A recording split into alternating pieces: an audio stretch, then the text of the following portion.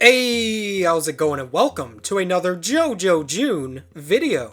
So as many of you are probably aware, Diamond is Unbreakable is my favorite part of the series. I love the characters, the stands, the setting, and Josuke is not only my favorite JoJo, but my favorite character in the whole series. But there is actually another character that I find far more relatable, and that is of course, Koichi Hirose. Although I thoroughly love the entire cast, I often find myself seeing the story of Part 4 through Koichi's eyes, and his journey and development stand out to me as being one of my favorites in the entire series. Koichi is actually the very first Part 4 character that we see in the manga, and he is immediately set up as being the everyman who's about to enter a very bizarre world. He introduces himself by saying his name and the fact that he's not important. And I think Koichi stands out as a subtly brilliant depiction of perceived inadequacy. Beyond just his self-deprecating dialogue, Koichi is short, but like way shorter than what actually makes sense. When he first bumps into Jotaro, he's shown to be just up to about his crotch. And while Jotaro is a huge 6'5" titan,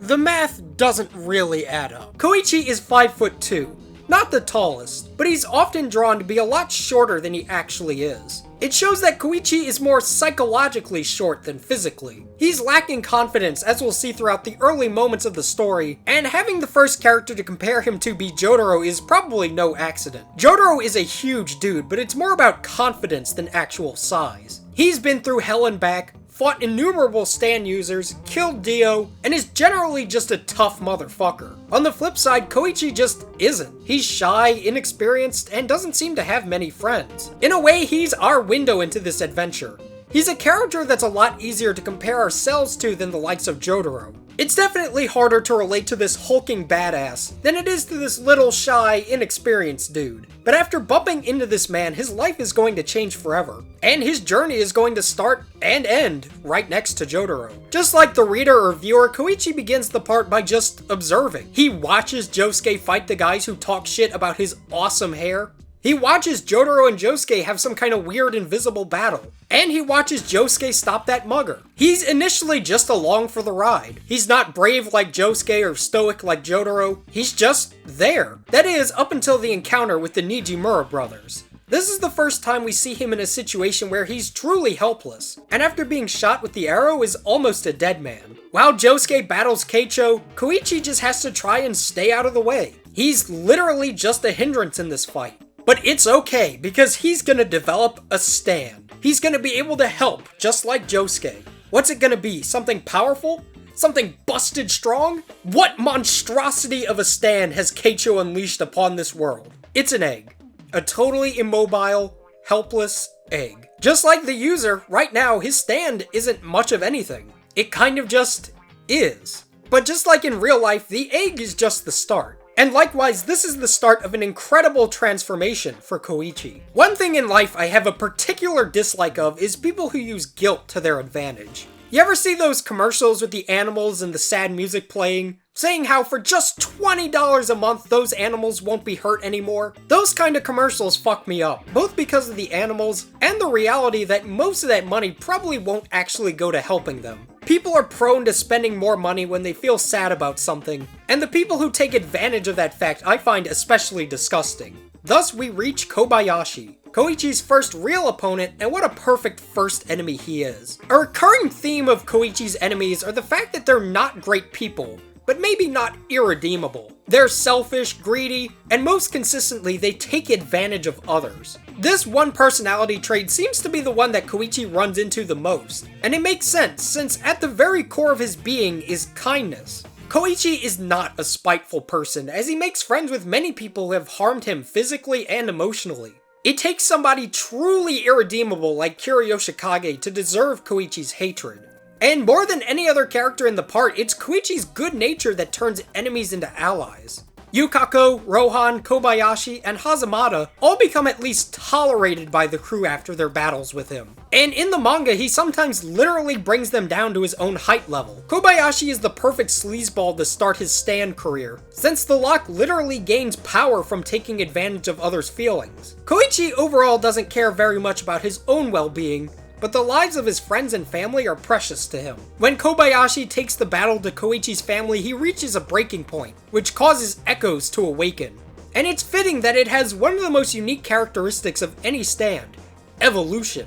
Stands don't really change very much, and gaining new abilities is a very rare occurrence. But Echoes uniquely gains more abilities as Koichi grows as a person. Throughout its various acts, the stand becomes more humanoid and gains a wider array of abilities. It's also perfect that the generally pacifistic Koichi gains a sound-based stand. It's difficult to physically injure somebody with sound unless it's at an extremely high volume, making it perfect for incapacitation rather than direct harm. Very in line with his character, Echoes almost never causes others physical pain, but sometimes a good mental attack is more than enough. This is also the origin point of maybe my favorite quirk of Koichi's, and that's his courageous and even downright ballsy mood swings. When pushed to the limit of what he can handle, a genuinely scary side of his emerges.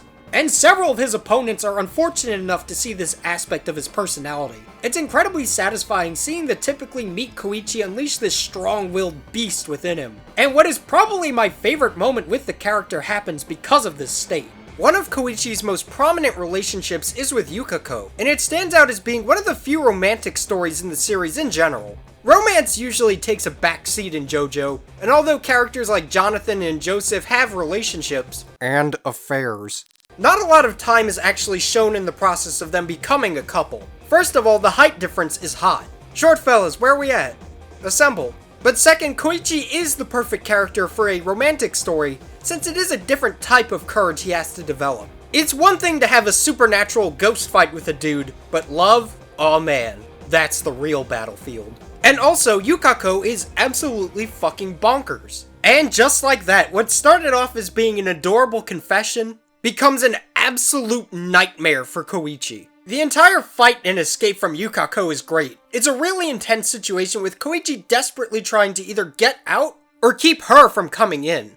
It also stands out as being pretty unique for the series, since it's a lot more about the psychological terror and Koichi's imprisonment rather than the actual abilities at first. When Koichi's attempt at blasting the "I hate you" sound fails, and he's left with no other options, his need for greater power allows for the emergence of Echoes Act 2, allowing him to physically use sound effects.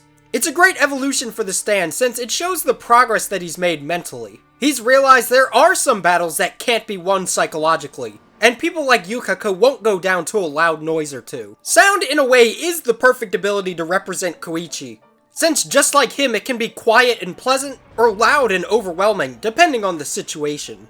Diamond is Unbreakable is ultimately a story about character relationships. The town of Morio is bustling with memorable characters, and along with that comes the many dynamics between the cast. Koichi especially has a lot of well-defined relationships with people who influence him as much as he influences them. For example, there's Josuke, his first real friend throughout the part. And if not for Okuyasu, then Koichi would absolutely take the role as Josuke's bestie. I would describe it as being like the relationship between a big brother and a younger brother, with Koichi looking up to Josuke for his bravery and affable nature. Likewise, Josuke cares a lot about the little guy, and the two are seemingly always there for each other. Josuke saves him from the likes of Keicho, Rohan, Yukako, and Teranosuke. They hang out at school, with Josuke helping him out with his romantic troubles and generally just being a friend. Although Josuke does most of the rescue work, in time Koichi becomes somebody that can be depended on in any situation, like when he tracks down Highway Star's user. Watching Koichi slowly become more independent of Josuke is a thing of beauty, and by the end of the part, the two are truly equals. Although his relationship with Josuke is great, I think my favorite character duo of the part is Koichi and Rohan. What began as a curious visit to a manga artist's house ends up becoming a mental and physical ordeal for Koichi. After trying to sneak a peek at his manuscript, Heaven's Door is activated, and Koichi's entire existence is laid bare for Rohan to see. And he absolutely loves it. The revelation that others have these same stand abilities blows his mind, and it's the beginning of his strange fascination with Koichi. I think part of why the two eventually get along so well is because Morio is kind of a town of hardheads. I can't imagine Rohan really being friends with somebody like Okuyasu, who's by no means an idiot, but not the smartest person in town for sure. We all know how he feels about Josuke.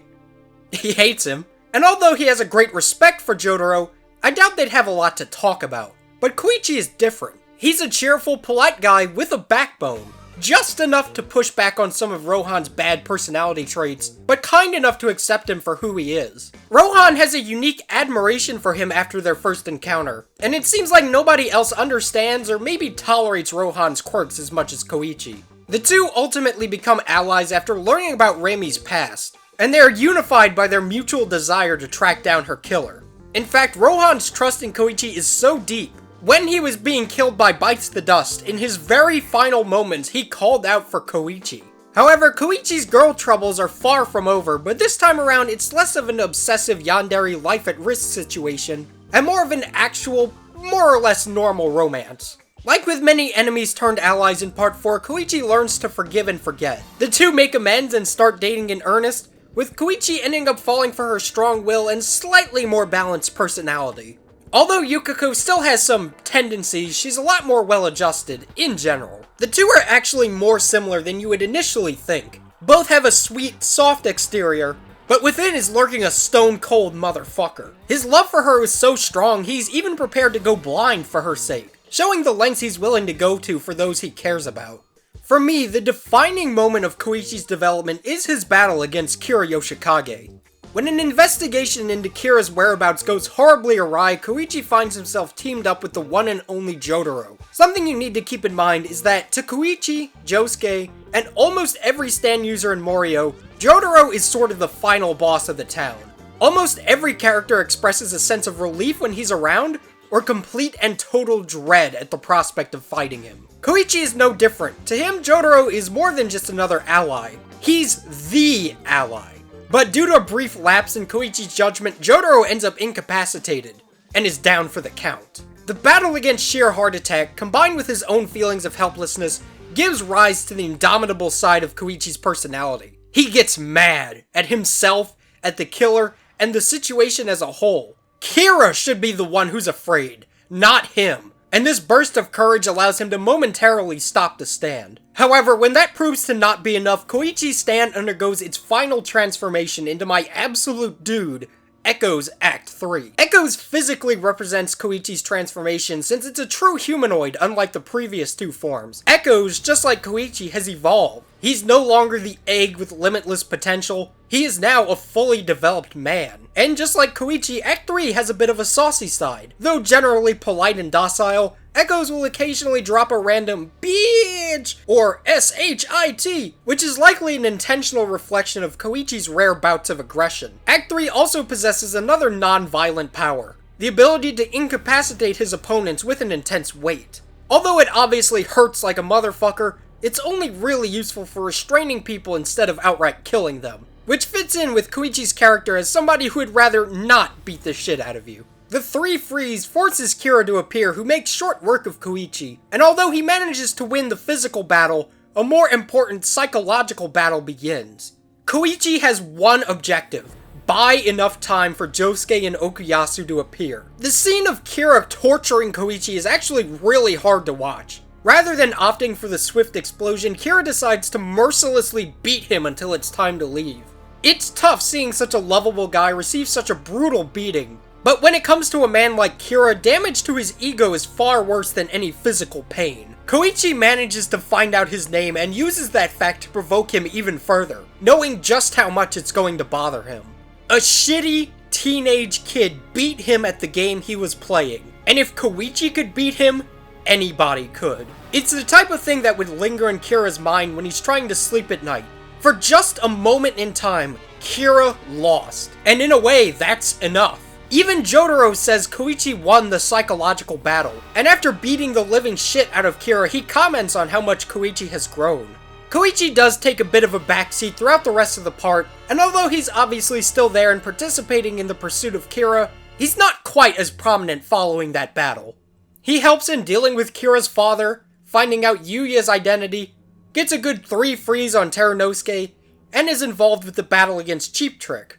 One of my absolute favorite things about the conclusion of Part 4 is the fact that every main character plays a role in Kira's defeat. And Koichi is no exception. When Jotaro can't reach Kira in time to activate his time stop, Koichi steps in and lands a good 3 freeze on him, giving Jotaro just enough time to finish the job. It's kind of perfect that his journey in the part started and ended by Jotaro's side. He's no longer the weak kid who had a chance encounter with 2 strange guys. He's now a dependable ally and somebody who's more than earned Jotaro's respect. He started the part alone, and it ends with him having both friends and a girlfriend. It's a beautiful ending for one of my favorite characters in the entire series, but it's not even really his ending, as he has a brief appearance in part 5. It speaks volumes that out of all the people Jotaro knows, he chose to send Koichi to track down Giorno. Although his appearance is short-lived, it's nonetheless delightful to see him be our bridge between the 2 parts. Koichi has some great interactions with Giorno. I especially like the moment when Giorno tries to take off with Koichi's stuff, only to realize the car's been weighed down with 3 freeze. The 2 also have a good fight against Black Sabbath. His interactions with Giorno are a nice treat, but a part of my soul does really wish he met the rest of the gang. Just imagine Narancia picking on him for being a shorty despite only being 3 inches taller. It would have been some great fun. Koichi stands out as being one of the most well-developed characters in the series, and one whose story I consistently find myself falling in love with over and over again. The journey from that first encounter with Jotaro to that last 3 freeze is full of memorable moments, battles, and growth for the character. And I really can't imagine Diamond is Unbreakable without him. Anyways, thank you all so much for watching. I'll see you guys next time.